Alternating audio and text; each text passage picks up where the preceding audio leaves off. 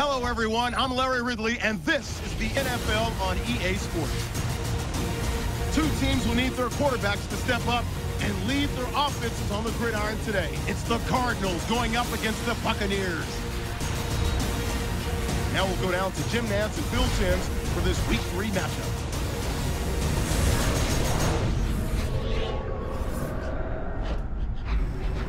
Well, the crowd is stirred to a frenzy. The lights have been turned on, and we're ready for a little primetime football here on EA Sports.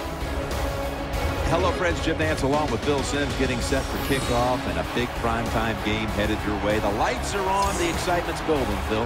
Yeah, the excitement is building, Jim. And, you know, for the players, you sit around all day long waiting for the game to come. So it makes you edgy, it makes you emotional, and we always see great play because of that. The Buccaneers are back deep, waiting to return the kick. And Kai Forban looks ready to get this one underway. What's up, guys? This is Sim with Vengeance, and I'm back here with some more Madden NFL 15 Buccaneers franchise. And today, we have the NFC Championship rematch from last year against the Arizona Cardinals. This time, it's not in Tampa, it's in Arizona. So, we got our hands full. These are the defending champions.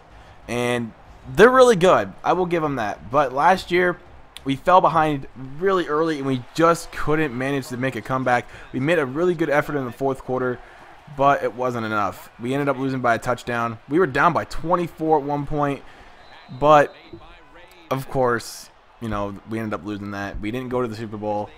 Quite unfortunate, but hey, this year's a new year. We're going to try and get there this year. We've gotten all the pieces that we've needed so far to try and get there. We got a pretty deep receiving core. We got a pretty good tight end system, like 2 tight ends. We got him, Safarian Jenkins. We still got Stalker. And we have, I would say, well, he's elite in the game, but he's not elite in real life. And then we have a solid backup running back in Bobby Rainey. And our defense is top-notch, one of the best in the league. And I feel like we have what it takes to take it all the way this year. We just got to stick with our formula. You know, last year we were all about the run. I don't really necessarily plan on getting too far away from that. I mean, it's good to change up your strategy so you don't become too predictable. So I guess our strategy this year is just to pass a little bit more. Maybe not necessarily pass for 400 yards every single game, because that would be just ridiculous.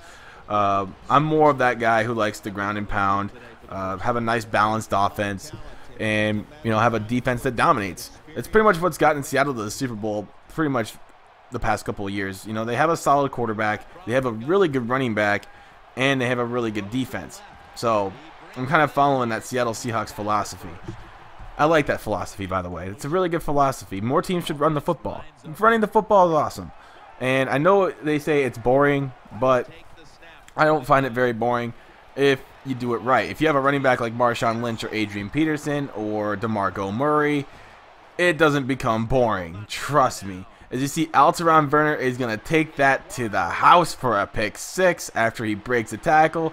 And I really thought, like, okay, after he got the pick just like that, it's not like it was an easy run and go. He kind of just had to turn around and stuff, so that wasn't easy.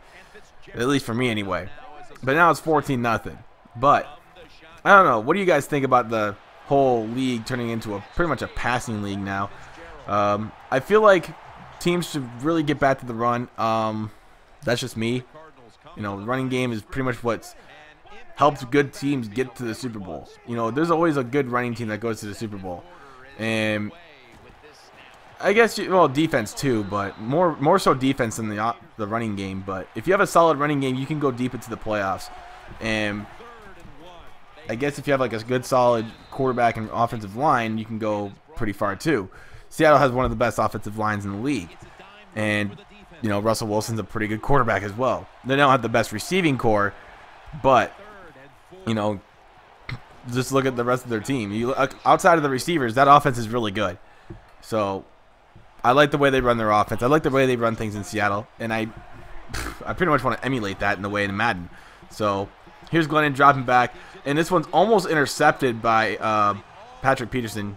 And that would have been bad. But I guess like the only difference for between this team that I have here on Madden and then what Seattle Seahawks have is the actually my receiving core is way better than Seattle's. Seattle, like they have Curse, they have Washington, or that not Washington, Matthews, that Chris Matthews guy that just all of a sudden just blasted out of nowhere in the Super Bowl. And I guess, you know, we have Jackson, we have Evans, we have Underwood, who's decent, and Safarian-Jenkins is a pretty good tight end as well. But I feel like just the Seattle Seahawks, we're just a slightly better offense because of our receivers. If we're trying to compare anyway, that's just me. Of course, I would take Marshawn Lynch over Doug Martin any day of the week. I think Marshawn Lynch is the best running back in the game. But I still feel like that Doug Martin is a pretty solid player to use in the game.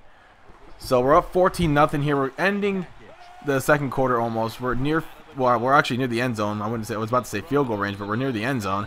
But we do miss that pass right there. Washington comes up with a deflection, and we're going to settle for a field goal by A.J. Drake, making it 17-0. This is almost like a reverse psychology in effect kind of thing going on here. Like the opposite thing is happening from what happened last time. So we're up big. Unlike them when they were up big in the NFC Championship. Yes, the stakes are not as high in this game, but hey, we'll take what we can get. You know, it's a nice start to the season. We could get home field advantage later on in the year, and you know, hopefully we could take it all the way to the Super Bowl. Yeah, technically we could have had home field. We didn't have home field advantage to start the playoffs last year. The Seattle Seahawks did. They had the better. They actually won the head-to-head matchup over us. So technically they got home field advantage over us, but they ended up losing to the Cardinals, which we ended up losing to them, and hence why they won the Super Bowl. So now they're in field goal range themselves, and this one's from about 50 yards, and he's wide left. And that's no good. They could have put themselves on the board, probably getting themselves back into this ball game, but no. 4:01 left here in the third. Glennon underneath to Jackson. Jackson gets the first at about midfield. And, you know, 11 of 15 for 93 yards for Glennon. Hey, we'll take it. He may be getting short completions, but hey, we're getting first downs. That's all we need to do. Doug Martin up the middle, gets a first down. 13 carries, 66 yards for the muscle hamster. And later on, it's third down and 4 here. Here's Glennon looking left side, picked off. Bad pass. Bad pass. Just simply put it, I got tunnel vision, basically, and I looked at one receiver thinking he was going to be open, and he wasn't. So I ended up paying the price. It's now 17-7, and they're right back in it. So right back here to Safarian-Jenkins, and he is wide open. He has a bunch of yak yardage right here, and that's a big gain right there of about, 40 yards almost, and that's a first down. Obviously, it wasn't like it was 3rd and 50, but Doug Martin to the left side and gets the first down again. And we're going to the fourth quarter now with a 10-point lead here at the 12-yard line, 3rd down and 4. Here is Glennon underneath, almost picked off again through the double coverage. And we're going to settle for a field goal once again. As you see, our schedule next week, we're taking on the Raiders. And A.J. Drake knocks that through the uprights. So we're going to have another Super Bowl rematch here between the Bucs and Raiders. And this time it's in Oakland. I can't remember what happened. Well, actually, I do remember the last time we faced the Raiders in real life. Doug Martin just went off. And he had like 3 huge runs that propelled him to that big game. Like one of them was like a 79-yard run. The other one was like a 62, or the other one was like a 50 or something like that. He had, I think, 4 touchdowns that game, and 3 of them were from 50 yards or more. So that's just an insane game from Doug Martin that game. I remember I was in at work one time, and I was checking in on the game every now and then. And I saw Doug Martin get another touchdown after another touchdown and another touchdown. I'm like, what the fuck? Raiders defense does not exist. They're like, it's like 11-on-1 out there. It's not even fair. But, hey, that was one of the best moments in Bucs history, and I'll never forget it. So, anyway, the Bucs do end up getting their revenge on the Cardinals. Final score 20-7, and we are now 3-0 on this young season. And next week, we're taking on the Raiders. So, obviously, we got still plenty of time left in the season. How do you guys think we're doing so far? Bucks looking pretty good on offense, looking pretty good on defense. We're coming up with takeaways. Well, we're balancing it out more between the run and the pass and stuff like that. So, anyway, I hope you guys enjoyed. Make sure you drop a like on the video. And if you're new to my channel, why not subscribe? I know I don't post videos as often as I should, but I'm trying. And until next time, my name is Sim with Vengeance, and I am out. Peace.